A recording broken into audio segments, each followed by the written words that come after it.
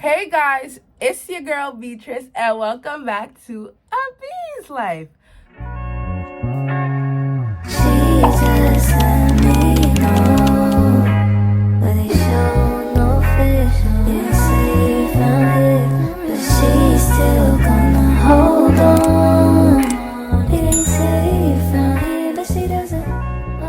This is going to be a very different video from what I usually do. Y'all know I'm a very positive person. I always try to be very optimistic and stuff like that, but when it's time to call out stuff, I'm gonna call it out.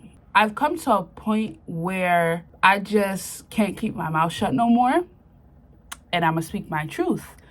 A lot of stuff has happened over the weekend that I have been very upset about, but I posted some of it on my TikTok, but I feel like this video would probably be a good time to do a little story time. This story time is basically gonna be about the racist experiences that I had to go through while I was in high school.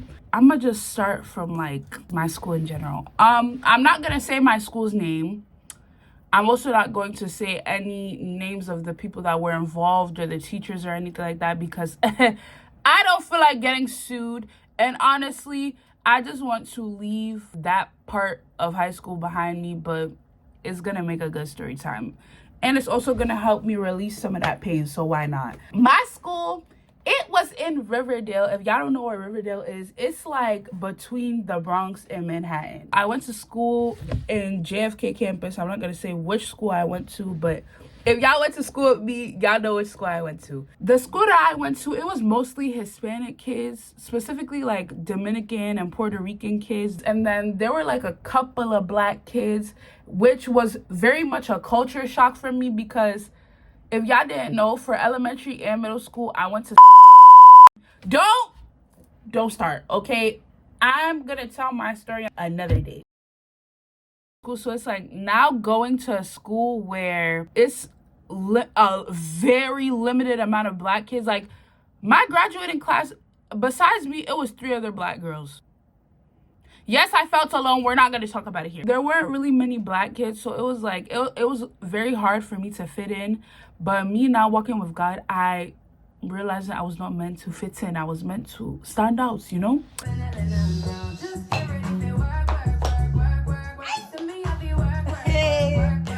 Me being one of very few black girls, let alone black children at the school, did cause me to run into a lot of issues, especially when it came to my skin color, my height, my weight. Because if y'all didn't know, I am a thick girl, and also I'm 5'10". Don't get me wrong, one of my best friends from high school, she's literally Dominican. I learned a little bit of Spanish, only the bad words, but I still know a little bit of Spanish because of us being friends. Some of the Dominican kids in that school, if you ask them if they like black people and they say yes, they are a bold-faced liar. Go ahead, sit down. They would always make fun of me because, as y'all can see, I have a gap in my teeth. And they would always make fun of my gap and all this stuff. They would make fun of my hair. They would make fun of my skin color. Actually, let me get into this. From freshman all the way to the end of sophomore year, there was this group of Dominican kids. They would not call me by my name. I said my name about 15,000 times to these kids, and they would call me black girl in Spanish. They would never call me my name. If I called y'all a racial slur because y'all were Hispanic, that would be wrong. And me, I'm not that type of person. So why are you calling me black girl instead of calling me by my name? My mother did not name me black girl. She named me Beatrice, okay? So that's what you're going to refer to me as. And me, I've already dealt with bullying in middle school, elementary, even in kindergarten. I was dealing with bullying. So I've been dealing with bullying my whole life. So when I got to high school, I was at a point I'm not letting nobody bully me no more. And if you try to bully me, I'm a bully the bully. I'm not scared. So I would just not speak to them. Anytime we had group projects and I was paired up with them and they would start calling me black girl, I would straight up ignore them until they would actually say my name. Because what thing you're not going to do is you're not going to come and disrespect me. I don't care where you came from. I don't care what your ethnicity is. I don't care what your parents taught you. You're not going to be racist in my face and you're going to respect me as such. I don't care. And also, let me get into it, because the way I've been gingerly holding this in all of high school, now I'm out of high school, nobody can tell me nothing. I'm gonna refer to the black kids that I graduated with.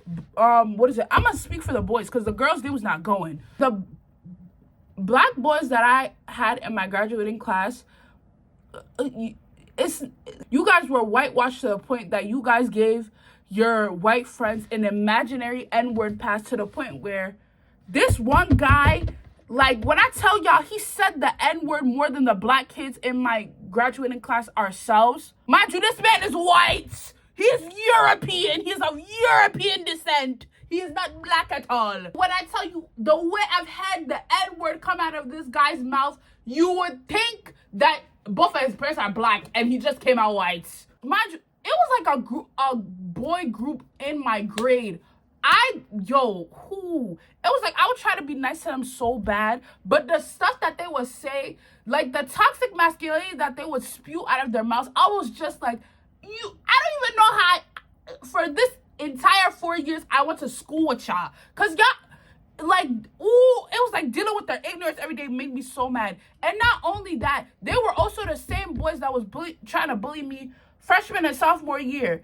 And when I bullied the bully, all of a sudden now they want to be quiet. Ew. Y'all was the same one calling me black, tar skin, midnight, calling me a monkey, saying I should go back to the zoo. Y'all was saying all this stuff when I was in high school. And now it's crickets. The way y'all would always make fun of my skin color, my teeth, my hair. Y'all would just be hating on me so bad. And it's like, now I'm realizing it's something in you that really hates the light that shines with me. That's why y'all was really mad, but y'all not gonna say that though. But I see it. They were so misogynistic. It was so crazy. If they watch this, y'all were bullies. I'ma say it to y'all because y'all not gonna beat me. Y'all were bullies. Y'all were very misogynistic. Y'all were spewing toxic masculinity all around the school. Y'all were very ignorant. And to be honest, me as a Christian, I have learned to forgive y'all. But if I had a choice, I would never sit in a room with y'all again. I just feel like racism is taught. You definitely can unlearn it, because there are some people with racist parents that their kids turn out to be the nicest people. And I'm not going to generalize all Dominicans, but I feel like the Dominican students in my school, because I could tell, and I've heard their parents say stuff in Spanish and I understood them. Like, I don't know, some of them really have like a vendetta against black people, especially darker skinned people. Mind you, a lot of Dominicans are of African descent. So is it like self-hate or something? I really don't know. Me, I'm not Dominican, so I can't really say nothing. Over the weekend, I was just like scrolling on Instagram, doing what I normally do. And I saw that one of the black girls that I graduated with, she posted something on her story. I was like, okay, period. I click on her story, and why do I see one of the girls that we graduated with talking about, first of all, the song? She was like, oh, this song reminded me of you. Mind you, it was like a slave song that slaves used to chant when they were picking cotton in the fields. She was like, oh, this song reminded me of you. And she like put the lyric in the text message. And my friend, who was the black girl, she was like, oh, why does that song remind you of me? And she was like, oh, you know, it's this song, and, you know, it reminded me of you, you know, since you're black. What? Have you no, wait, what? Have you no shame? When I tell y'all, the anger that really filled me was so, like, I couldn't even explain it, because out of all the things that you could say, oh, you know, since you're black, this song, tell you guys the stuff that I have witnessed. And I feel like that was definitely a test, because mind you, I went through the same type of racist experiences while I was in. It was definitely tests from God, but all I'm gonna say is that racist stuff in 2026, leave it. Matter of fact, I just got another thing. The racial groups that I've seen be the most racist to black people, y'all be copying everything that we do.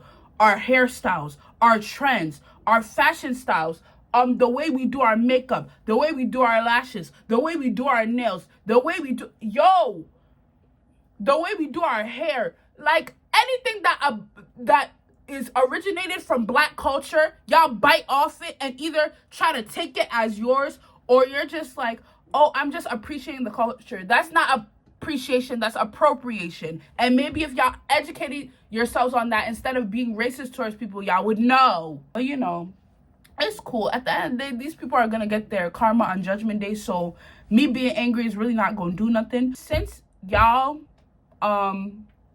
want to still be racist in the big 2026, I'm gonna do something that y'all can't do, which is speak on the political issues of today.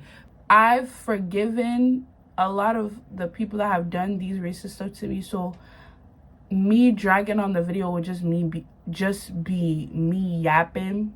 Free Palestine, free Sudan, because there's a genocide happening in Sudan, and people want to act like it's not still happening. Free Congo, and the slave trade in Libya, and the genocide in Myanmar, and the war crimes that are happening in Ethiopia, and the neo-colonial exploitation of Africa. Because y'all started doing that right after COVID. I'm not gonna lie, I'm not messing with that. Leave Ghana alone. Leave matter of fact, leave the whole continent alone. I'm tired, please. And the human trafficking trade of women and children that's happening worldwide. It's not even just in Libya where the slave trade is happening. It's happening worldwide. And the thing that really scares me is a lot of the cases do not get reported, which is like, my family member has went missing and you don't want to come and report my case, but let it be a celebrity's child or a very important figure's child. Everybody will be losing their minds as if it's their own child. So the children that are getting trafficked and the women that are getting trafficked right now don't matter. So also, end the forced child labor and slavery in global supply chains. I would say some of the companies on here, but me, I like my life and I don't want anybody to come after me. And police brutality. Yeah. And I'm going to say something about this. I feel like the police officers know what they're doing, because anytime somebody pulls out a phone to come and record them and say they're posting on social media, y'all be so quick to jump on that person and be like, put your phone down. Go ahead, sit down.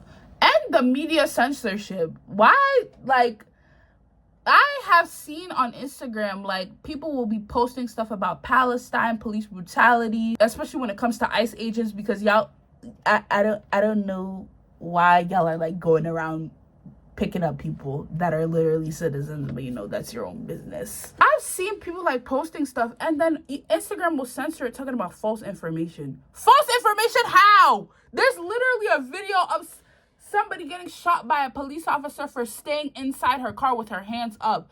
And y'all talking about, what is it called? This is false information. We all have seen it with our own two eyes. Matter of fact, before I even get into that, long live Renee Nicole Good and long live Keith Porter Jr. I saw the video of Renee's arrest and also her killing. And why was Instagram trying to censor the video? Why are y'all trying to censor this stuff? Can we please end the criminalization and killing of journalists and activists? Because somebody is speaking about the injustice that's happening in your country, your first thing to do is to kill them? They're trying to make your country better. We're going to end the suppression of women's rights. All right, y'all. It's editing Beatrice back on the 10.